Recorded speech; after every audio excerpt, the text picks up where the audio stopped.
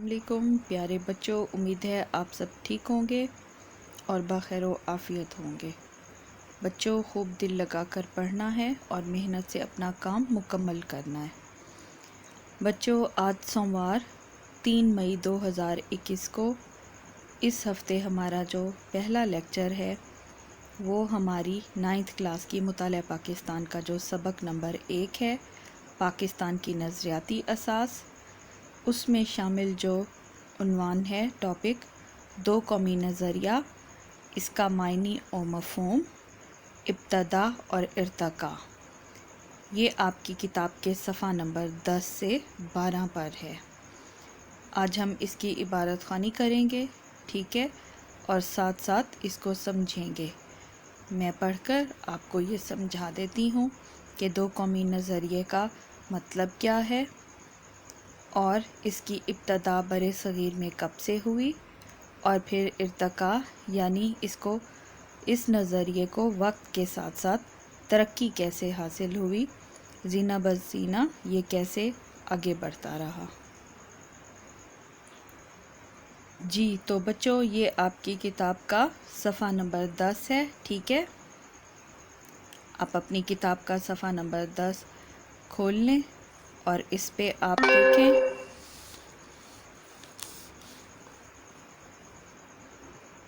ये यहाँ आपको नज़र आ रहा है बिल्कुल साफ, दो कौमी नज़रिया, इसकी इब्तदा और इर्तका की वजाहत, ठीक है। बच्चों, हमने ये पढ़ा था कि नज़रिया जो है वो एक सोच होती है, फ़िक्र होती है। जी बच्चों, तो नज़रिया जो है वो एक ऐसी सोच और फ़िक्र का नाम है जो ज़िंदगी के तमाम जो मसाइल हैं उनके हल के लिए कोई मंसूबा बनाया जाए। ये तो हमने नज़रिए की तारीफ़ पढ़ी थी, ठीक है। अब हम देखते हैं कि ये दो कौमी नज़रिया क्या है और वो भी ख़ास तौर पे बरे सग़ीर में। बच्चों, दो कौमी नज़रिए से मुराद ये है कि बरे सग़ीर पाक व हिंद में दो बड़ी कौमें हिंदू और मुसलमान आबाद हैं और ये दोनों कौमें सदियों से साथ रहने के बावजूद भी आपस में घुल मिल नहीं सकी थी, क्योंकि दो कौमी नज़रिए की जो बुनियाद है वो मुसलमानों का अलहदा तशख़्ख़ुस है, ठीक है। अलहदा तशख़्ख़ुस का मतलब है उनकी अलहदा पहचान है, उनकी अलहदा शनाख्त है, बाहैसियत मुसलमान के और बाहैसियत एक अलग कौम के। पाकिस्तान इसी दो कौमी नज़रिए की बुनियाद पर ही कायम हुआ था, क्योंकि हिंदू और मुसलमान दो अलग अलग कौमें थीं। इन दोनों का मज़हब भी अलग है बच्चों, इनके रहने सहने के अतवार, तौर तरीके, रस्म व रिवाज ये सारे भी अलग हैं। और दो कौमी नज़रिया जो है इसका निस्बुलैन इस्लाम के दो कौमी तसव्वुर की बुनियाद पर ही था कि हिंदुस्तान में जो है मुसलमानों की एक ऐसी आज़ाद रियासत कायम की जाए जहां वो अपनी इनफरादी और इज्तमाई ज़िंदगी इस्लाम के असूलों के मुताबिक गुजार सके, यानी बहैसियत एक फ़र्द के वो अपनी ज़िंदगी इस्लाम के मुताबिक आज़ादी से गुजार सके और इज्तमाई तौर पर बहैसियत मुसलमान हमारे वो त्यौहार, हमारी वो रस्में जिन्हें हम मुश्तरका तौर पर इकट्ठे मिलकर मनाते हैं और इसके अलावा हमारी वो इबादत बच्चों जो हम जमात के तौर पे सब मुसलमान अदा करते हैं और एक दूसरे के जो हकूक़ व फ़राइज़ हैं मुआशरे में रहते हुए वो हम इस्लाम के असूलों के मुताबिक गुजार सकें। ये दो कौमी नज़रिया था,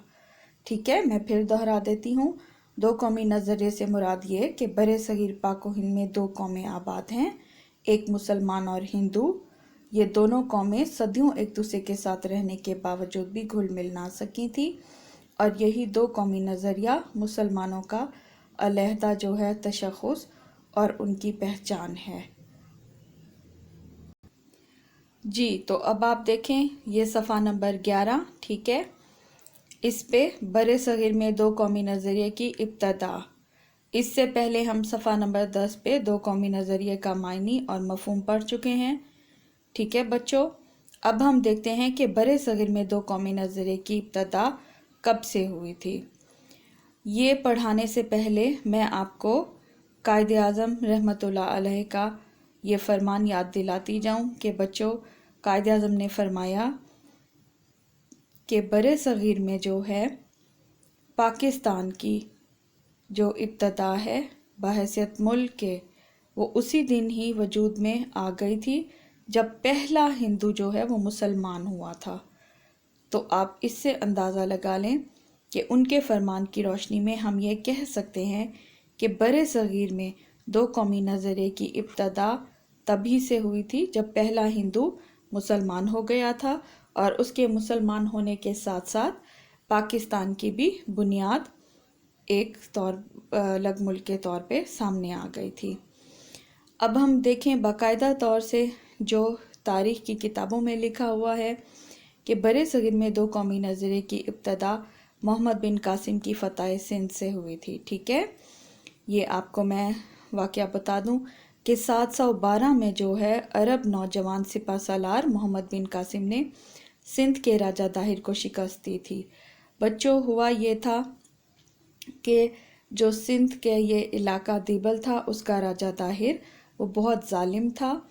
اور ایک مرتبہ دیبل کی جو بندرگاہ ہے اس کے پاس سے مسلمانوں کا ایک قافلہ کشتیوں پر، ٹھیک ہے، سوار ہو کر جا رہا تھا۔ جب وہ دیبل کی بندرگاہ کے پاس سے گزرا تو راجہ طاہر کے جو ہیں کارندے، انہوں نے حملہ کیا اور مسلمان قافلے کو جو ہے نہ صرف لوٹ لیا ان سے تجارت کا مال، اور خواتین کو اور بچوں کو قیدی بنا دیا تھا، سب کو قید میں ڈال دیا تھا۔ تو اس موقع پر ایک مسلمان خاتون نے جو ہے اس وقت کے خلیفہ کو مدد کی جو ہے یہ ریکویسٹ کی تھی، ایک خط لکھ کر بھیجا تھا چھپا کر پیغام رساں کے ذریعے کہ ہم مسلمان جو ہیں راجہ طاہر کی قید میں ہیں، ہماری مدد کی جائے۔ تو تب 712 میں محمد بن قاسم راجہ طاہر کو شکست دینے کے لیے